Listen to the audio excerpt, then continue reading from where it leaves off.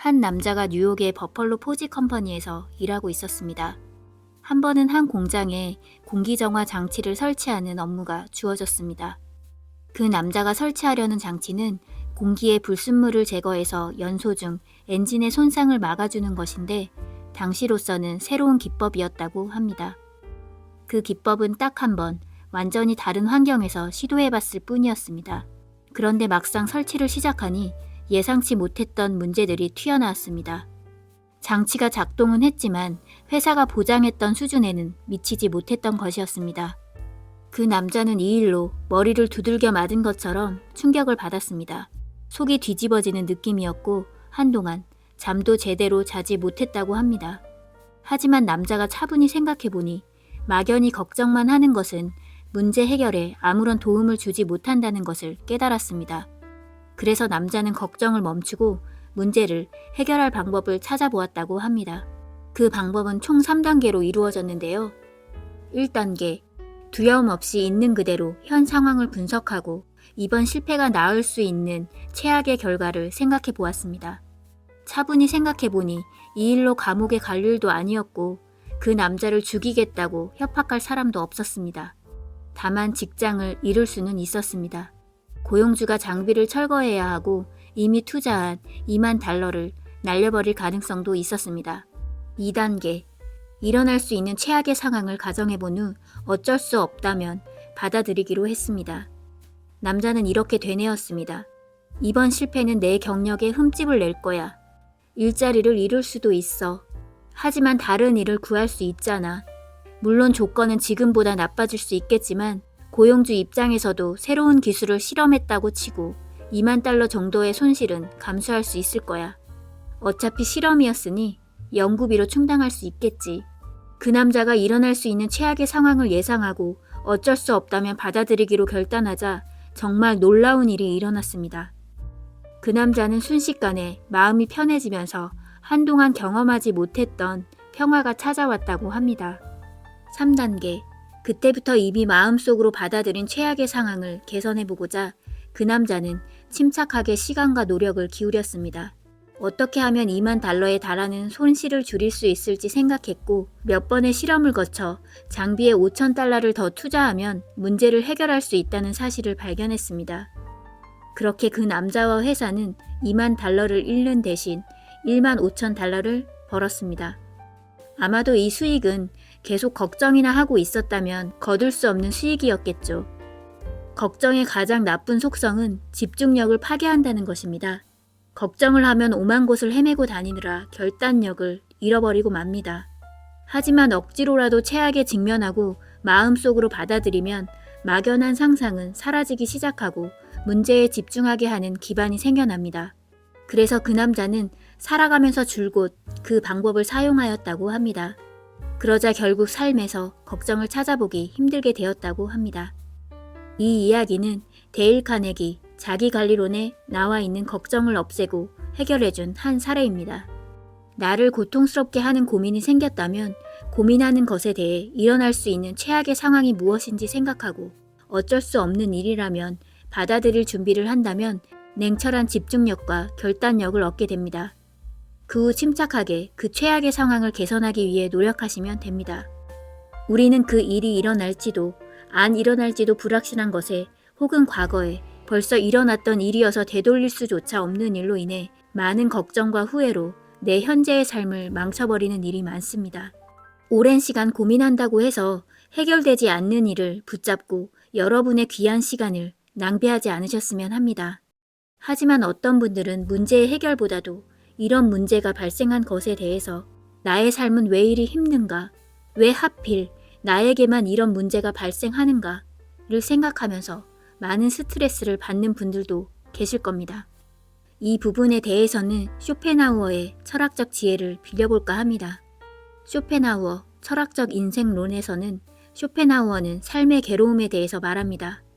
우리가 살아가는 직접적인 목적은 괴로움이다. 그렇지 않으면 우리가 세상을 살아가는 이유를 어디에서도 찾을 수 없다. 삶에 따르는 괴로움과 세상에 가득한 걱정과 근심이 우연히 일어나는 것이며 삶의 목적 자체가 아니라고 여기는 것은 이치에 맞지 않기 때문이다. 특수한 개별적인 불행은 예외로 보일지는 모른다. 그러나 이 세상은 어디나 불행으로 가득 차 있다. 삶이란 즐거움을 누리기 위해 우리에게 보내진 선물이 아니다.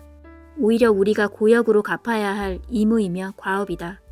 그러므로 크고 작은 모든 일에는 일반적인 불행, 그칠 줄 모르는 노력, 경쟁, 계속되는 투쟁, 몸과 마음을 다 바치는 긴장 속에서 어쩔 수 없이 수행하는 활동이 있을 뿐이다.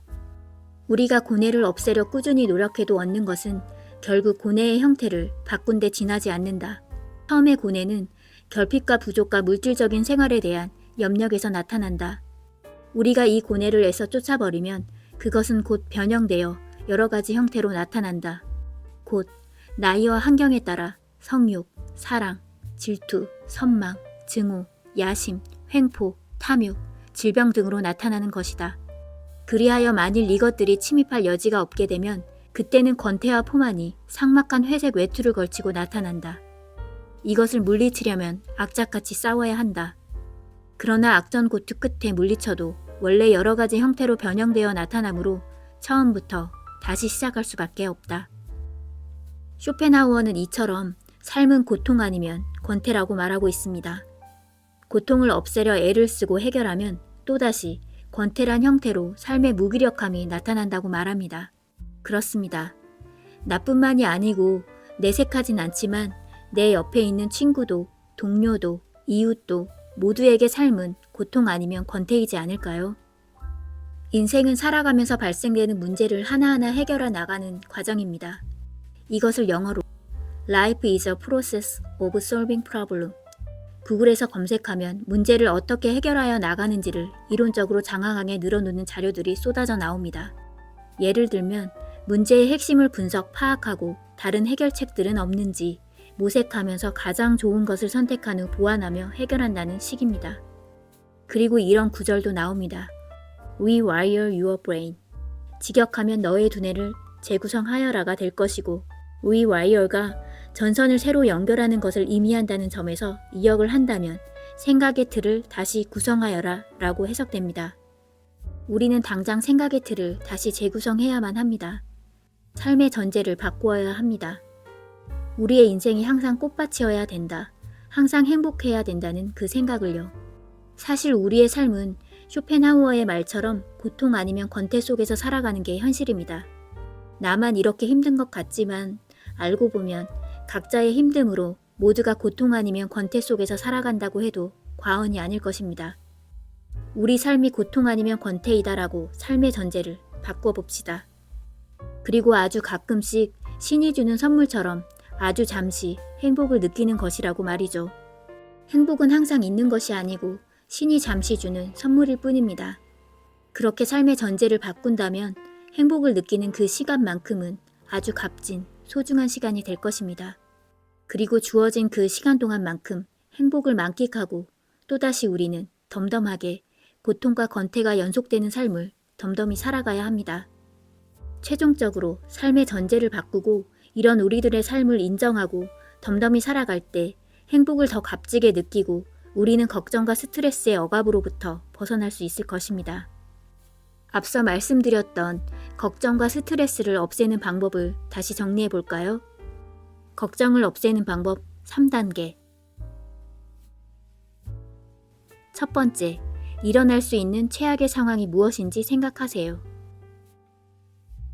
두 번째, 어쩔 수 없는 일이라면 받아들일 준비를 하십시오. 세 번째, 침착하게 그 최악의 상황을 개선하기 위해 노력하십시오. 이렇게 걱정을 없애버리고 우리의 삶이 항상 꽃길이고 행복한 삶이 아니라는 사실을 인정하는 것.